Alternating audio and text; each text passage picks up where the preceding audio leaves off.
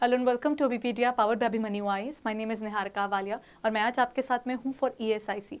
ESIC का एक specific post की इस समय वैकेंसी आउट हुई है, वो है social security officer. So this is basically manager grade 2। So this is the position जिसकी अभी डिटेल्स निकली हैं।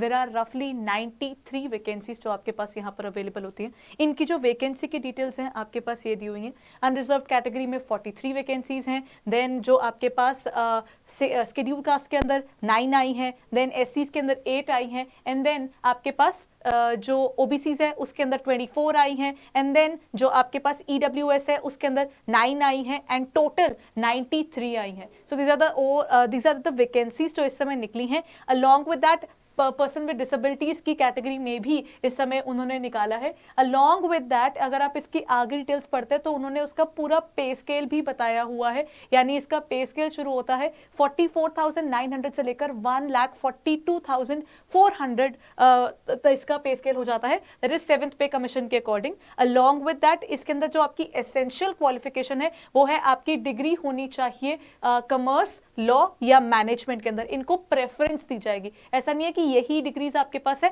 बट इनको प्रेफरेंस मिलेगी। साथ ही साथ वर्किंग नॉलेज आपको कंप्यूटर्स की होनी चाहिए।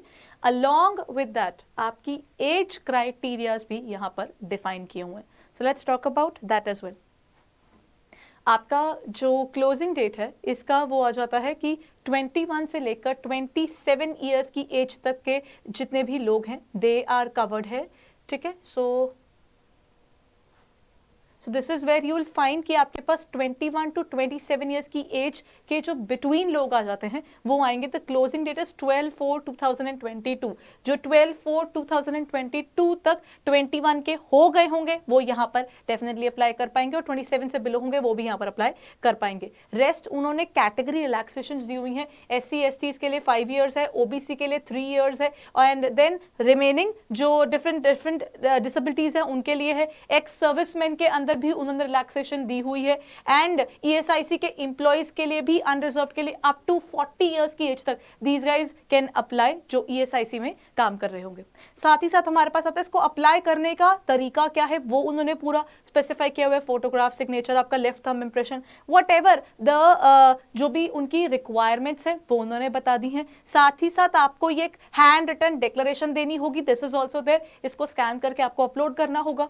ठीक है, देन इसके साथ में इन्होंने आगे इस पर्टिकुलर एग्जामिनेशन के बारे में और डिटेल्स भी दी हुई हैं। So let's move towards that as well. Okay, so this is the area जहां पर उन्होंने सेंटर्स ऑफ एग्जामिनेशन के रिगार्डिंग बताया हुआ है। नीचे आकर इन्होंने इसकी स्कीम ऑफ एग्जामिनेशन को भी एक्सप्लेन किया हुआ है। स्कीम ऑफ एग्जामिनेशन क्या कहती है? इनके 2 फेजेस है, फेज 1 एंड फेज 2। फेज 1 के अंदर आपके पास क्या होगा? इंग्लिश, रीजनिंग और क्वांट होगा। सो देयर मीन्स आपके पास क्या हो जाएंगे? इंग्लिश और हिंदी मीडियम में दोनों में आपके पास होंगे, एक्सेप्ट इंग्लिश लैंग्वेज का paper. Number of questions 30, 35 and 35 आपके पास आ जाता है प्रीलिमिनरी एग्जामिनेशन के पॉइंट ऑफ व्यू से। लेस्ट आपके पास जो मेन एग्जामिनेशन है उसके अंदर उन्होंने क्या है, फेज 2 में रीजनिंग है, इंटेलिजेंस है, आपके पास इंग्लिश लैंग्वेज, क्वांट, वो फेज 1 वाले ही हैं, लेकिन general, economy, financial and insurance की अवेयरनेस भी इन्होंने कवर की है। हर एक टॉपिक के आपके पास 40 क्वेश्चंस है, एक्सेप्ट इंग्लिश लैंग्वेज के। The maximum marks is 40 and duration is basically 30 minutes for English language, और आपके पास रीजनिंग के लिए it's 35, and then general economy के लिए इट इज 20, एंड आपके पास क्वांट के लिए इट्स 35। ठीक है, सो ये सब आपके पास आ जाता है।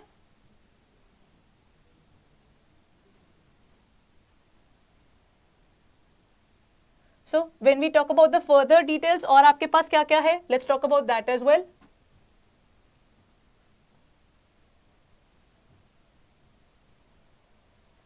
Okay. So आपके पास next चीज जो आ जाती है that is related to okay. Then आपके पास क्या हो जाता है, ये वाला सारा हमने डिस्कस कर लिया था, सेंटर्स वाला हम डिस्कस कर चुके थे। मेन एग्जामिनेशन में आपके पास क्या है, जनरल इकोनॉमी और जो फाइनेंशियल और इंश्योरेंस बी ऑफ 40 मार्क्स। ये आपके पास ओवरऑल जो फेज 2 होगा उसमें और फेज 1 में फर्क क्या है वो एक बार देख लेते हैं। फेज 1 में आपके पास कितना आ जाता है, दैट इज 20, 20 एंड 20, 1 आवर का आपका 100 मार्क्स का पेपर होगा, जबकि फेज 2 आपका 2 आवर्स का पेपर होगा जिसमें मैक्सिमम 200 मार्क्स है, and number of questions would be 150, and there they have specified कि कितने लोग आगे फेज 3 के लिए क्वालिफाई करेंगे. It is 1 to 5 times, about 5 times of the number of vacancies, यानी 93 का 5 टाइम्स तक जो स्टूडेंट होगा वो फेज 3 के लिए क्वालिफाई करेगा. देन कंप्यूटर एंड डिस्क्रिप्टिव आपका फेज 3 आ गया, जिसके अंदर आपके पास इंग्लिश और कंप्यूटर्स का आपका एक तरह से टेस्ट हो जाता है. जैसे यहाँ पर आपके पास क्या आ जाता है, बेसिकली ये रहा इंग्लिश वाला पोर्शन और ये रहा आपका कंप्यूटर्स का. कंप्यूटर्स में क्या क्या है, 50 मार्क्स का आपका पेपर होगा, 30 मिनट्स की ड्यूरेशन है. प्रिपरेशन आपको क्या करना है, पावर पॉइंट स्लाइड्स बनानी है, उसके बाद MS वर्ड की फॉर्मेटिंग करनी है और MS एक्सेल के फॉर्मूलाज का इस्तेमाल करना है. 10, 12, 20 एंड 20 मार्क्स, यानी ये आपका पूरा माइक्रोसॉफ्ट ऑफिस का एक तरह से टेस्ट हो जाएगा. इसके बाद इंग्लिश डिस्क्रिप्टिव की बात की जा रही है तो उसके लिए आपको मिलेंगे 2 questions, maximum 50 marks and then duration will be 30 minutes. यानी उसमें आपके पास 2 चीजें, आपको एक करनी है लेटर राइटिंग, दूसरा आपको करना है एसे राइटिंग. तो बैलेंस होकर आपको पूरी प्रिपरेशन करनी होगी. फेज 2 और फेज 3 के लिए आपके पास थोड़ा सा डिफरेंस आ जाता है. एंड आपके पास इसके बाद they have clear the entire details, आपके पास रिपोर्टिंग का और बाकी सबकी इन्होंने डिटेल्स यहाँ पर डाली हुई हैं.